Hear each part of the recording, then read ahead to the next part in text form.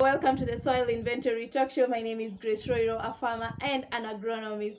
I hope you're keeping safe. I hope you're having a wonderful festive season. So today we are going to speak on a very interesting topic on seed certification, as we had promised last time.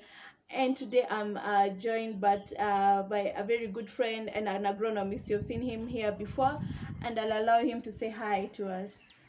Hi farmers, welcome to today's episode. I'm James Mwangi, an agronomist. Let's share and learn. Thank you very much, James. One of the things that determine our yield and our production at the end of every other season is the seed. The seed is very important. As we had said last time, that when you have certified seeds, you are guaranteed of a few or many of the things. Yeah, one of them is the amount of inputs that we use in our farms, the production, and all that. So the seed determines every activity of the farm. That is from the inputs that we use, the agricultural activities that we'll have, the agronomic practices that you'll carry out, all the way to the production. So I'll allow James to speak to us today. And James, would you just help us or just explain to us what is a certified seed, and maybe talk generally about the seed industry that we have right now briefly? Then we can get into our discussion and we learn together. Karibu sana, James. Thank you so much, Grace. So today we are talking about seed, and we want to understand why is seed very important in our daily farming activities. And so uh, the seed industry in Kenya can be categorized in two, and one major group is the informal seed sector and the formal seed sector. The informal seed sector deals with seeds that is not certified by the governing bodies, the regulatory bodies that deal with seeds in Kenya. And those seeds, farmers recycle them from season to season and just plant them back again in their farms. Whereas the formal seed sector, uh, the seed that is used is certified by KEPHIS as the regulatory body, and that seed has been verified and certified to be used by farmers. One more thing I would like to talk to us is that most of our farmers are subsistent farmers, so they are only farming for their use. And for us to move from subsistence to commercial farming, we need to use improved seed. We need to use seed that is genuine and verified, and that will give us a better yield. So that's why today we are here to talk about seeds, and specifically certified seeds. So I'll welcome Grace and to continue the discussion. Thank you, James. So, one of the things that, even from the definition that James gave us, you see, it has been certified by some of the bodies that we have in our countries. And is it even some of the bodies, James? I think it's KEPHIS. Yeah, it's KEPHIS. Basically, it's KEPHIS that certifies in our country. So, and one of the attributes or one of the things that I know the seeds have, they are high quality seeds. Before they go through the certification process, they are high quality seeds. They are clean. You know, they are clean. When we mean they are clean, they are free from pests, they are free from diseases, they have high vigor, they have high, the germination and the purity is assured. Because even when you're purchasing these seeds, one of the things, James, even we need just to say, it might sound common, or maybe some of our farmers may be enlightened, but when you're going to purchase from our local agrovet the seeds, in that packaging, however the seeds are packaged, you'll find a KEPHIS code. Yeah, KEPHIS sticker. It's a sticker, yeah. So it's somewhere you need to scratch. It's written scratch here. Then you'll follow the instruction there. You need to send that code to a certain number in the SMS, and then the KEPHIS will reply to let you know if the seed is certified or not. We have gone to that level that you can get certified seeds and also verify them as easy as that. And when all these things are assured, one thing is for sure: your practices in the field, they become less expensive. Let me say less expensive, because one of the things, you control now the amount of inputs you use. Because James, one of the things I know, seeds can transfer diseases. There are soil-borne pests, there are soil-borne diseases, but there are also seed-borne pests, seed-borne diseases. So Very true. that means when I put my seed in the field, when it has disease in it, one of the things is my cost of production might go high because I need to use the fungicides a lot. I need to use the pesticides. I need to use also more of the fertilizer so that I can achieve the yield that I want. True. But also one thing is another thing is I've introduced diseases and pests in my farm that maybe were not there before. Will you now take up from there and maybe explain to us some of these importances, or why would we use certified seeds further from what maybe I may have mentioned? True. So you are very correct. So an advantage of having a certified seed is this: you are putting in your time and you're putting in your money, your resources into getting the final yield. One has already done a seed that is not certified and you're doing a certified seed. You are using the same cost of production, but you'll get two different amount of yields. So that is one advantage. The certified seed farmer will get better yield than the farmer that is using seed that has been recycled from the previous harvest. Secondly, Grace, you've already mentioned about the diseases. Yeah, diseases, there are higher chances of diseases in the farm of the one who used seed that is not certified than the one who used a certified seed. Also the market, Grace, because the market demands volumes and some markets demands quality. So if this market demands quality, and in most cases certified seeds will always be of higher quality than the seed that is not certified. So when you go to the market, the yield of the certified seed will be of higher quality than the yield of the uncertified one. So the farmer that has the certified seeds has an advantage over the other one. So it's always encouraged to use certified seeds. Yeah, James, when you're on the same point on market, there is marketing power. So some of the markets accessing it's called specialty markets. Yeah, so some of the markets require proof of some varieties that you have used, and to get the variety of proof, the only way is having certified seeds. Because if maybe you had recycled or something and the market requires, some of the high-end markets or some of the markets require variety of proof, and the only way you can prove some of this is by using the certified seeds. And also there is management. Another point we can have maybe management and maybe traceability. So one of the things is when you're having to control diseases or to manage diseases, it's easy to manage diseases that maybe came up because maybe you are farming in a cold season, maybe fungal diseases attacked or something else, than controlling those diseases from when the seedlings are young, because you introduced a disease or you introduced a very stubborn weed in your farm, and now you have to increase the management cost in your farm because you introduce maybe a seed. Some of the seeds are too tiny, and when you're planting them, maybe when you're harvesting and maybe storing them, you might store them with weed pest, with the weeds.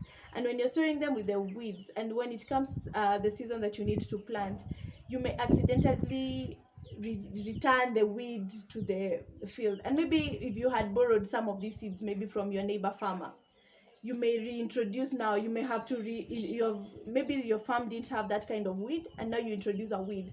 That means the management will be higher to some extent, that you need to control now this weed, because as the seed germinates, the weed also germinates. As you feed the seed, you're feeding the weed. So it gets to a point now you need to look for the herbicides, something that maybe you would have controlled earlier because you did not acquire those certified seeds. So we'll then just encourage, one of the things is just go to the nearest agrovet and get your certified seed, and maybe just cut those costs of, or just avoid some of these troubles that we face as farmers in the field. Mm. James, I would like you to speak on something else. There's something about loss of vigor in some of these seeds, because some of the seeds are hybrids, some are not. True. When what's the risk of recycling some of the seeds, like the hybrid seeds? Mhm. So one point I want to chip in there is that 78% of the seeds that is used in Kenya, especially for those commonly grown crops like maize, legumes, and pulses, uh, 78% of those seeds are not certified. So we run the risk of reintroducing pests, diseases, just as Chris has explained. Secondly, uh, when you're using an uncertified seed, you're using a seed that is not verified by KEPHIS, and that seed has not gone through uh, the the improvement that seed is supposed to go through for us to get better yield.